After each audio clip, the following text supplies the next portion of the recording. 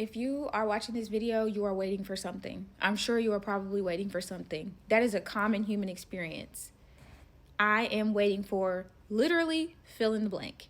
And if you are waiting on something, that is going to be directly related to whatever you have faith in. So I have faith in fill in the blank. You can have faith in dead people.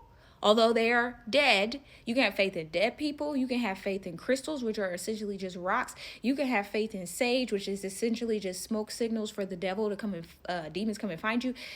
You can have faith in literally whatever it is, yourself, which that's the one that just gets me. You know, a lot of it gets me, but it gets me to have faith in yourself because I literally let myself down on a regular basis. If I have faith in myself alone, I would just clock out of life because I'm doomed. All right.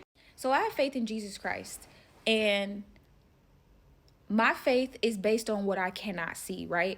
Because if you have faith, and you hear it all the time, if you have faith, or maybe you don't, you have faith in something that you can actually see, that is actually tangible, then it's not faith. I have faith. For me to say I have faith in the fact that I can go open up the door, that's not faith. I do it every single day. I have confidence that I can open the door, but to have faith in it is silly because faith in the things that you can see is not faith. One of the things that's really helped me with faith, because I have struggled with my faith, I haven't talked about it as much, but just somebody whose mind is always going on 1,000 and I've struggled with negative thoughts, faith has been one of the things that the enemy has tried to take me out with. Something that I read a long time ago or a while ago was that Jesus Christ began the faith and he will finish the faith. Faith is required while you are here on earth. Faith is an earthly concept. To have faith in God is because I cannot see him. I cannot see God, right? I may have encounters with God. I can go down the list of all the things, but I cannot actually see God. If I was to see God, it says it in scripture, to see the Lord, literally to see him, boom, I would fall dead. I wouldn't be here talking to you right now, okay? So faith is this earthly concept. When I get to salvation, when I get to glory with Jesus Christ, when I get to see the Father, I won't need faith anymore.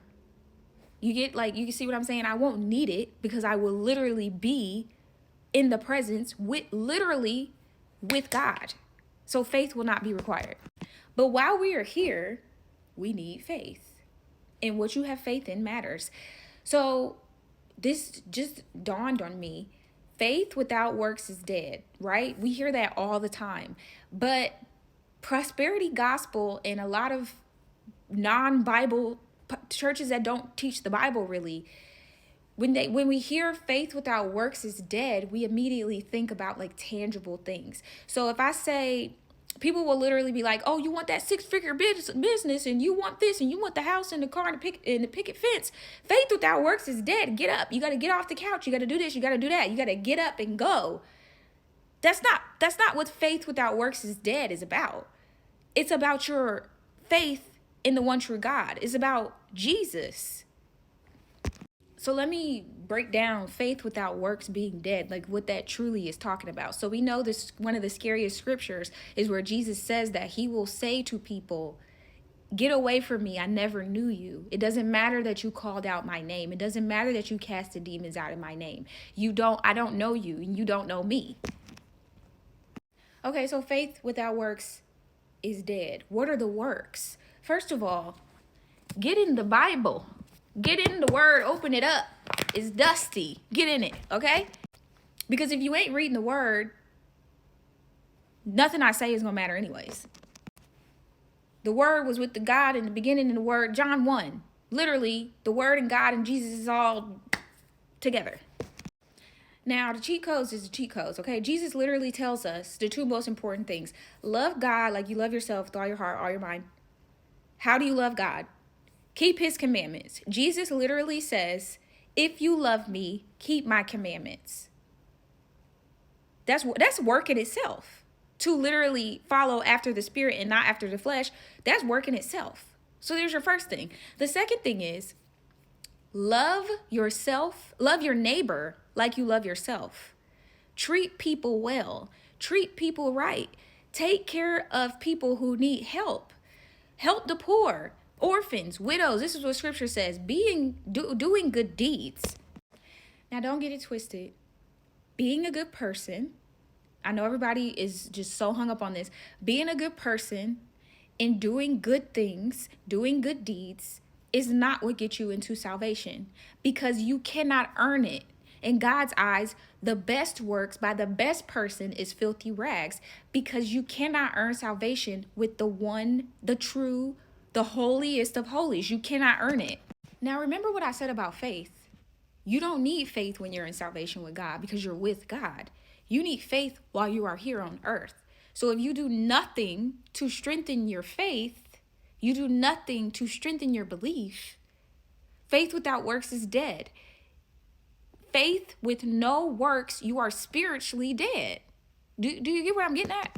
So that takes me back to where Jesus says, you said, Jesus, woo-de-woo, and you cast the demons out of my out of people in my name, and you did all of this, but I don't know you, because there's no relationship. There's nothing there. Where's the faith?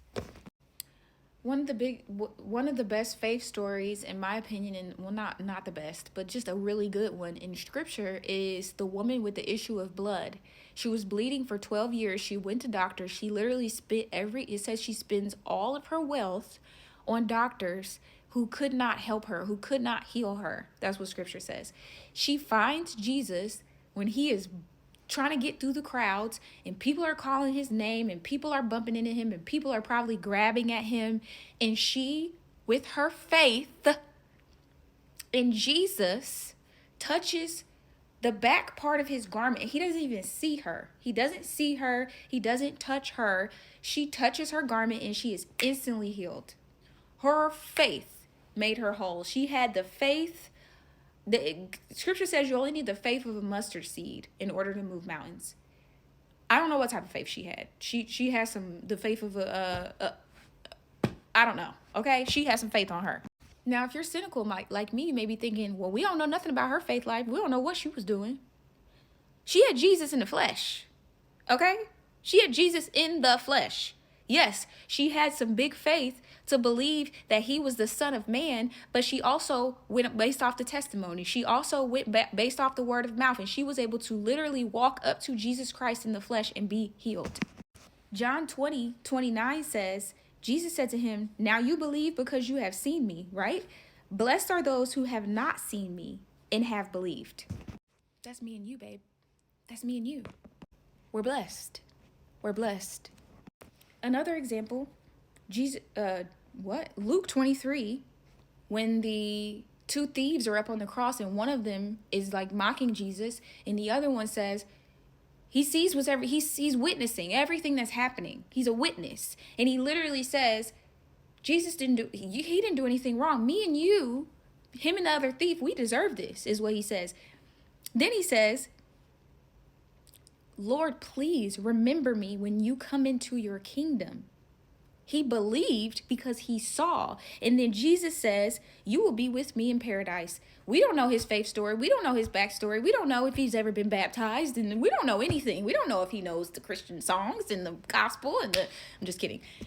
So back to John 20:29, Jesus says to his disciples and the people, you believe me because you see me. Blessed are those who will believe in me and will not see me, and that's me and you. So our faith life is so important. To strengthen your faith is so important. I go to small groups now. I put myself around other Christians that are like-minded. I want to be around people whose faith is stronger than me. My faith is so important. It is all I have while I'm here on earth. Yes, we get the good works. Yes, the things that God does in my life is amazing, and it strengthens my faith every day. But as Christians, we have amnesia. We literally forget things at the drop of a hat, and life be lifing. And I struggle with that 100%. I can admit to that. So I got to be in my word, and I got to do the things that are going to strengthen my faith. I have to do it. It's just not negotiable. So I hope that helps you.